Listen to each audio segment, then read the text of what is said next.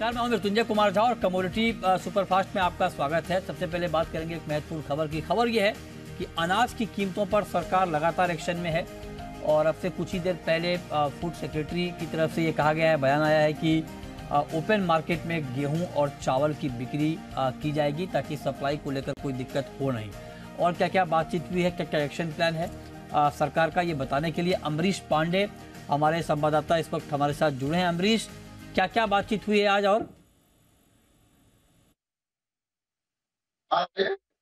देखिए मृत्युंजय, सेक्रेटरी ने साफ कहा है कि जितने भी अभी तक सरकार ने इंटरवेंशन किए तो उन सारे इंटरवेंशन का असर पूरे बाजार में देखने को नहीं मिल रहा है। कीमतें लगातार या तो बढ़ रही हैं या फिर घटने का कोई क्रम नहीं दिख रहा है। ऐसे में सरकार ने आज एक बड़ा फैसला किया, जहां सरकार गेहूं और चावल दोनों ही अतिरिक्त मात्रा में ओएमएस के जरिए बाजार में जारी करेगी। इसके साथ साथ दो और चीजें जो इम्पोर्टेंट कही गई है कि जो व्यापारी और स्टॉकिस्ट पोर्टल पे अपना डिस्प्ले दे रहे थे, स्टॉक डिस्क्लोजर कर रहे थे, उस डिस्क्लोजर को और ज्यादा पुख्ता करने की जरूरत है। इसके लिए पोर्टल में तकनीकी कई सारे बदलाव किए जा रहे हैं, जहां व्यापारियों को ये लगातार अपडेट दिया जाएगा कि किस तरह से वो जो अपडेट जो डिस्क्लोजर दे रहे हैं वो पूरा है या नहीं है। अगर वो पूरा नहीं है तो उसको किस तरह ज्यादा बेहतर करने है, ताकि उनको अगर वो गलती से भूल अपडेट करना तो ठीक है, लेकिन अगर वो जानबूझकर कर रहे हैं कि पूरे सिस्टम को, यानी उस राज्य को, उस राज्य की एजेंसी को और सरकार को आधार हो, ताकि ये मॉनिटरिंग की जा सके और इस मॉनिटरिंग के जरिए एक सवाल मेरा आपसे और होगा, चूंकि आप लगातार ट्रैक कर रहे हैं, ये बताइए कि गेहूं की इंपोर्ट ड्यूटी जो कि अभी 40% है, इसको लेकर क्या बातचीत हो रही है? इसको लेकर सरकार की क्या प्लानिंग है? क्या सरकार इंपोर्ट ड्यूटी हटाकर या घटाकर प्राइवेट प्लेयर के जरिए इंपोर्ट करने का प्लान कर रही है? देखिए मृत्युंजय, 19 जुलाई को जी बिजनेस ने यह खबर दिखाई थी और जितनी चीजें हमने कही थी वो सारी चीजों पे, उन सारे ऑप्शन पे सरकार विचार कर रही है। इंपोर्ट ड्यूटी वाला सवाल जब हमने पूछा है सेक्रेटरी से, तो उन्होंने यही स्पष्ट किया है कि अभी फिलहाल हम चरणबद्ध तरीके से चल रहे हैं आगे। अगर ऐसा होता है कि इन सारे इंटरवेंशन के बाद भी कीमतें कम नहीं होती हैं, तो ऐसे में उन सारे विकल्पों पर विचार किया जाएगा, जिसमें कि इंपोर्ट ड्यूटी घटाकर या फिर हटाकर इंपोर्ट करने की इजाजत भी शामिल है। जी अच्छा, तो आप कह रहे हैं कि इंपोर्ट ड्यूटी हटाकर या घटाकर इंपोर्ट करने की प्लानिंग भी शामिल है। आगे इसके ऊपर बातचीत, फैसला हो सकता है, होगा, इसके ऊपर चर्चा होगी। बहुत शुक्रिया अमरीश आपका इस पूरी डिटेल इन्फॉर्मेशन के लिए। तो महंगाई पर लगातार एक के बाद एक हम आपको अपडेट बता रहे हैं कि सरकार क्या क्या कदम उठा रही है। चलिए आगे बढ़ते हैं। अब बात करते हैं कि आज के मार्केट में आपको करना क्या है, और ये बताने के लिए हमारे साथ इस वक्त जुड़ रहे हैं बताने के लिए अमित सजेजा हैं। अमित जी, बहुत बहुत स्वागत है आपका। शुरुआत कच्चे तेल से, क्रूड में तेजी बढ़ी है, 6,900 के ऊपर पहुंचा है एमसीएक्स पर कच्चा तेल। क्या करें इस भाव पर क्रूड में? जी नमस्कार मृत्युंजय जी। देखिए, इन स्तरों पर काफी हद तक हमने तेजी देखी, क्योंकि कल शाम को ही 6,600 के करीब के भाव थे और लगभग 5% की तेजी हमें एक ही दिन में दिखाई दी है।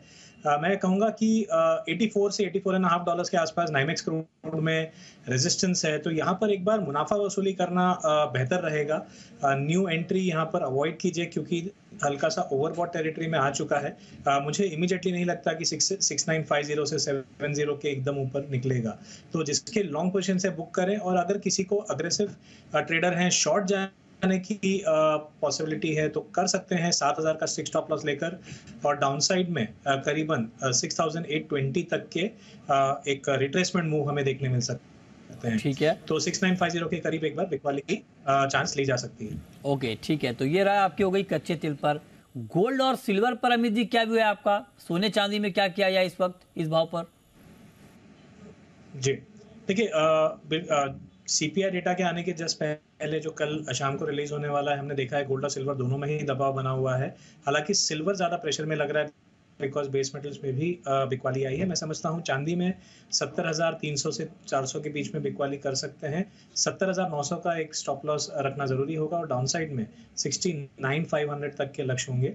सिमिलरली गोल्ड में रिलेटिवली कम फॉल देखने मिल रहा है, क्योंकि 1915 डॉलर के करीब सपोर्ट है। फिर भी शॉर्ट टर्म बेसिस बिकवाली करके चल सकते हैं 59,350 के आसपास।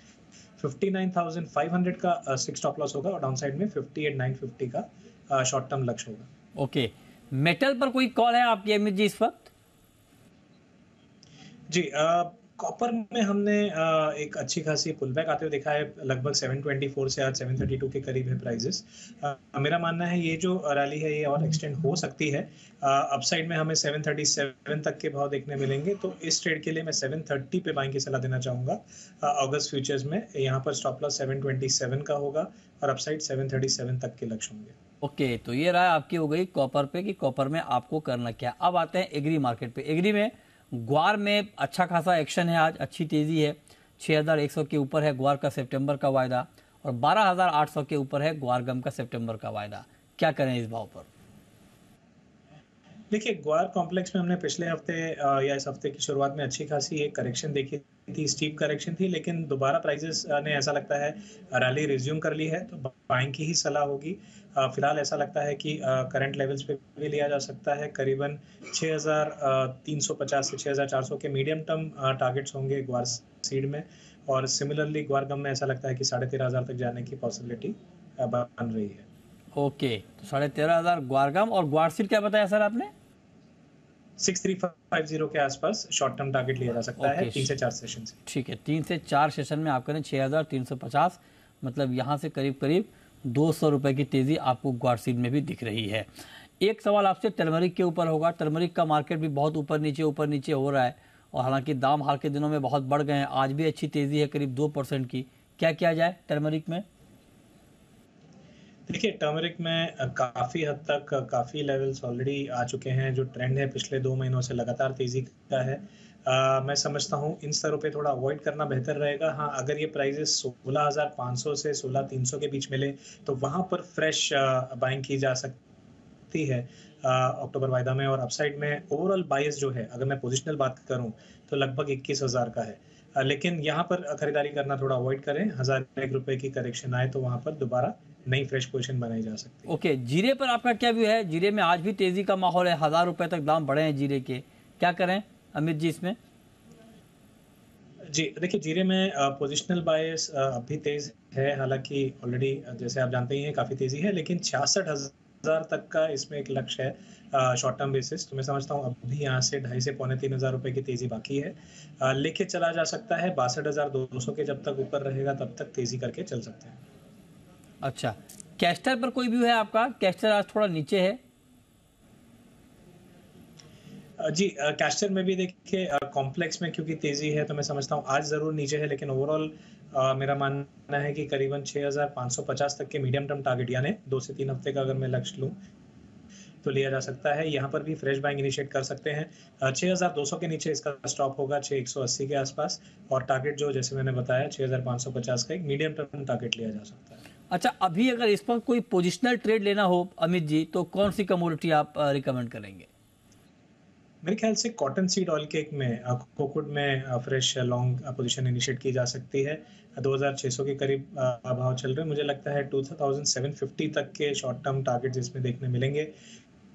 तो कोकूड में जो ये शॉर्ट कवरिंग मूव है ये जारी रहने की पूरी उम्मीद दिखाई दे रही है, और करीबन 150 रुपए का और मुनाफा होगा। यहाँ से स्टॉप लॉस जो होगा करीबन 80 से 90 रुपए का मेंटेन किया जाए, यानी 2,520 के नीचे का स्टॉप काफी रहेगा। ओके, चलिए, बहुत शुक्रिया आप अमित जी आपका जुड़ने के लिए और बताने के लिए कि इस वक्त मार्केट में कहां पर ट्रेड करने का मौका बनेगा। तो फिलहाल इस बुलेटिन में इतना ही।